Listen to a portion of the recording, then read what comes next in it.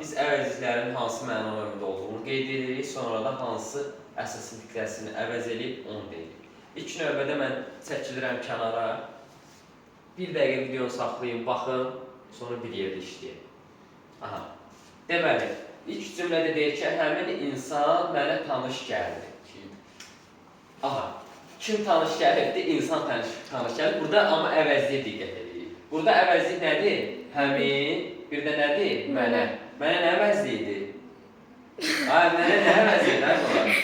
Şəxs. Şəxs video görüb hükmüyür. Şəxs əvəzliyi nəyə əvəz edibdir burada? Tanış. Necə? Mənə sözünə bir sual verin görün nəyə əvəz edibdir? Kimə tanış gəldi? Mənə, kimə? İsmi əvəz edib burada. Həmin insan. Hansı insan? Həmin insan. Burada hansı sualına cavab verir? İsmi izah edir. Demək nəyi əvəz edib əvəzlik? Sifət. Sifəti. Nə qədər insan tanıyırsan? Fikir verin burada nə qədər sözü? Nə qədər sözü insan ismini izah edildiyinə görə bəli. Əvəzlik sayı əvəz edibdir burada.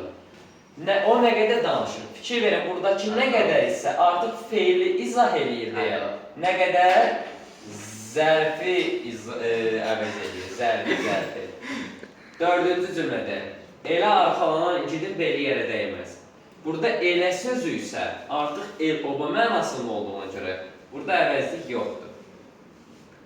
Özümüz gülürdük. Özümüz, öz, hər, bütün, filan eyni. Təyin əvəzliklərdir. Təyin əvəzliklər əsasən sifət əvəz eləyir, amma öz ism əvəz eləyə bilir. Hal-hazırda da ism əvəz eləyir. Mənsub keçicisi qəbul edərək.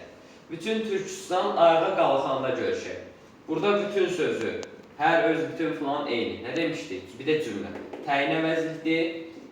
İsmi izah eləyir deyə bütün artıq nəyə əvəz eləmiş oldu? Sifəti əvəz eləmiş oldu. Elə səni 1000 yaşa. Burada elə sözü ədatdır, əvəzlik deyil. Buna baxmayacaq. Səni, sən yenə şəxs əvəzliyidir. Əsasən ismi əvəz eləyir. Burada da ismi əvəz edir. 8-ci cümlədə. Bəzi insanlar olanları anlamır. Bəzi qeyri-müəyyən əvəzlikdir. Qeyri-müəyyən əvəzliklər əsasən ismi əvəz edirlər. Amma burada sifət əvəz edir. Niyə? Çünki bəzi insanlar, hansı insanlar. Burada da sifəti əvəz etmiş olur.